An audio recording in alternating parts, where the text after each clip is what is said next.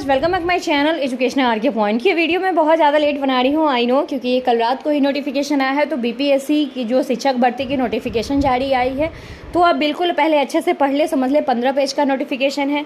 First of all आपको यहाँ पे हम टेलीग्राम पे भी डाल देंगे, व्हाट्सएप पे ऑलरेडी डाला हुआ है। तो सामान्य की कितने वैकेंसी है? 1,70,461 पद है। उससे पहले, सुनने से पहले, अगर आप इस चैनल पर नए हो, अच्छे तरीके से सबको समझ में आने चाहिए, तो ये बिल्कुल इस चैनल को लाइक, शेयर एंड सब्सक्राइब कीजिए। तो यहाँ पे देख सकते हैं, श्रेणी एवं सेवा के अधीन वर्ग आपको प्राथमिक विद्यालय के लिए आपको, यानी कि 1 to 5 के लिए आपको 25,000 सैलरी पे किए जाएंगे। साथ ही साथ 9th और 10th के लिए है, 6 to 8 के लिए है, 9 to 10th के लिए है, 9 से लेकर कक्षा 10 तक के लिए 31,000 रुपये आपको पेमेंट किए जाएंगे। चलिए, तो यहाँ पे उस तरीके से अध्यापक अपराजित पत्र, जिसके लिए 32,000 रुपये आपको पेमेंट किए जाएंगे।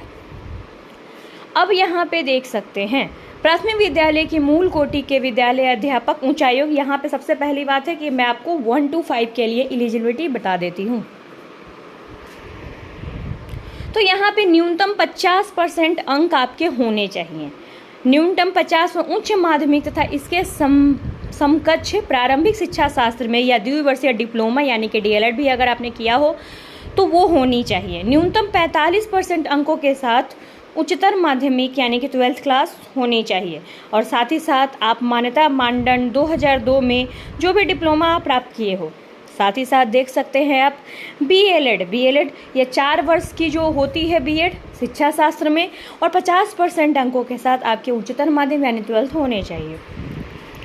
न्यूनतम 50% अंकों के साथ तथा इसके शिक्षा शास्त्र विशेष द्विवर्षीय डिप्लोमा कोर्स होना चाहिए, और 50% अंकों के साथ स्नातक और बीएड होना चाहिए, तो भी आप एलिजिबल है। अगर आपके ग्रेजुएशन 12th में मार्क्स कम है तो आपके, अगर ग्रेजुएशन में मार्क्स ज़्यादा है तो वहाँ से भी आप हो सकते हैं। साथ ही साथ न्यूनतम 55% अंकों के साथ समकक्ष ग्रेड के साथ आपका एमए या 3 वर्षीय एकीकृत बीएड या एमएड होना चाहिए। और यहाँ पे देख सकते हैं, ये सब 6 महीने का कोर्स करना होगा। ये सब उतना ज़्यादा कुछ खास नहीं, आप इसे पढ़ लीजिएगा। सामान्य विषयों में 9 से 10 के लिए आप देख सकते हैं, तो यहाँ भी सेम 50% अंक आपके पास बीएड होना चाहिए। और चलिए मैं आपको बता दूं, सामाजिक शास्त्र पर आप इस तरीके के विषय देख सकते हो। विज्ञान में आपके कक्षा 9 से 10 के लिए स्नातक स्तर पर यानी कि ग्रेजुएशन में आप गणित आपके होने चाहिए। साथ साथ इलेक्ट्रॉनिक्स, कंप्यूटर साइंस, रसायन विज्ञान होने, कोई भी 2 विषयों पर यानी कि आपका, अगर मान लीजिए होम साइंस है लेकिन आपने सब्सिडरी में कोई 2 पेपर रखा है 100 नंबर का, तो वो भी वैलिड होगा। विज्ञान में भी सेम चीज़ है। सामाजिक विज्ञान पे भी बिल्कुल इतिहास, भूगोल और साथ एवं राजनीतिक शास्त्र किसी भी 2 विषय में उत्तीर्ण हो, जिससे अनिवार्य रूप से एक विषय इतिहास और भूगोल अवश्य हो, यानी कि आपकी हिस्ट्री और ज्योग्राफी कोई एक विषय जरूर होने चाहिए। भाषा के लिए भी सेम चीज़ें हैं। कक्षा 11 से लेकर 12 तक विद्यालय अध्यापक के लिए समान विषयों अथवा शैक्षणिक प्रशिक्षणिक योग्यता यानी कि 50% अंकों के साथ आपका एमए होना चाहिए, स्नातकोत्तर तथा परिषद मान्यता बीएड भी आपका होना चाहिए। तो ये हुआ।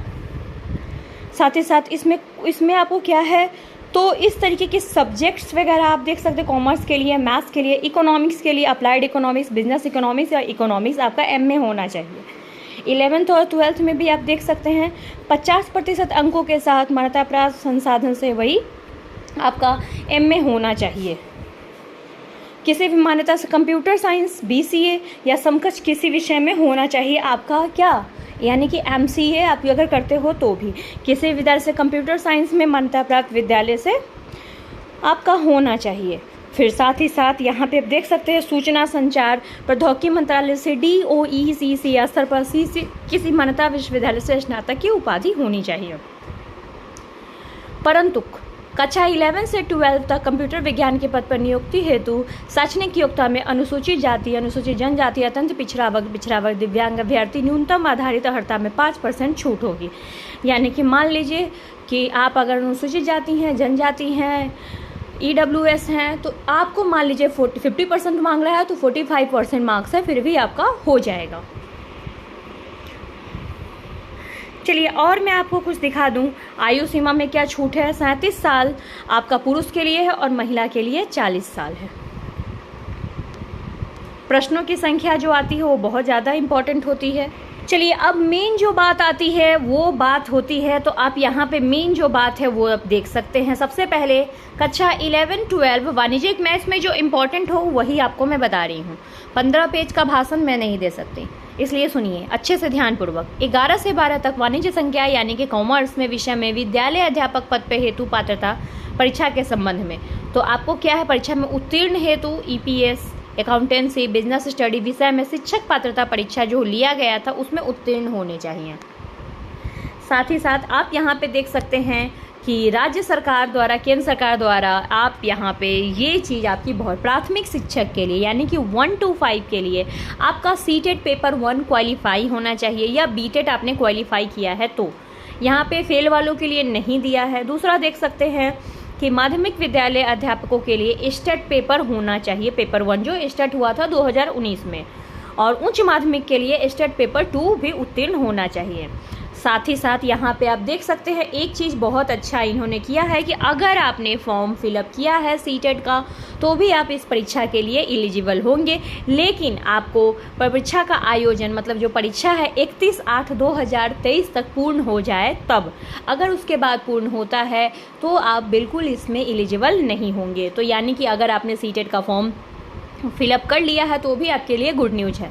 फिलअप करने वालों को भी इसमें चांस, अपीयरिंग वाले को भी चांस दिया जा रहा है, और आवेदन के समय इस आशा स्व घोषणा, सेल्फ डिक्लेरेशन भी उनको देना चाहिए। साथ साथ एडमिट कार्ड, परीक्षा फल सहित आवश्यक प्रमाण पत्र मूल आयोग के साथ सत्यापन हेतु मांगे जाने के समय आपको उपलब्ध कराना होगा। उदाहरण के लिए आप यहाँ पे देख सकते हैं कि 1 से 5 के लिए वैसे उम्मीदवार जो शैक्षणिक योग्यता धारण करते हो, सीटेट पेपर 1 में उत्तीर्ण हो, प्रशैक्षणिक योग्यता के अंतिम वर्ष में भी हो, यानी कि आप बीएड के लास्ट ईयर में भी हो, विद्यालय अध्यापक पद पर नियुक्ति हेतु आवेदन दे सकेंगे, बशर्ते कि प्रशैक्षणिक योग्यता परीक्षा का आयोजन 31 अगस्त तक पूर्ण हो जाना चाहिए। आयु सीमा आपको मैंने बता दिया। फिर सब अब आते हैं यहाँ पे देख सकते हैं प्राथमिक से उच्च माध्यमिक विद्यालयों के लिए यह पत्र सभी 2 भागों में होंगे, भाग 1 और भाग 2। भाग 1 अंग्रेजी भाषा सभी के लिए समान होगा, हिंदी, उर्दू, बांग्ला भाषा किसी भी 3 विषय में से एक का आपका चुनाव करना होगा। इस पत्र के अर्हता दोनों को मिलाकर कम से कम 30%, लेकिन इसमें कोई नेगेटिव मार्किंग नहीं है।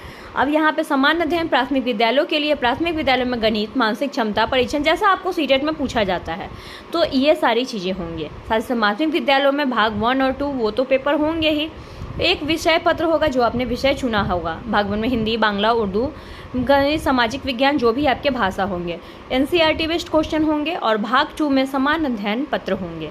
तो ये सारी चीज़ें हैं, आप देख सकते हो। और बाकी यहाँ पे छूट वगैरह भी मिला है वो भी देखते हो। साक्षात्कार आपका नहीं लिया जाएगा, लिखित परीक्षा के आधार पर आपका मेरिट लिस्ट बनेगा। तो ये सारी इन्फॉर्मेशन थे। आई होप सो कि आपको बहुत ही अच्छी लगी होगी ये न्यूज़। अगर आपको ये इन्फॉर्मेशन अच्छी लगती है तो बिल्कुल हमारे चैनल को लाइक, शेयर एंड सब्सक्राइब करें। Thank you for watching us.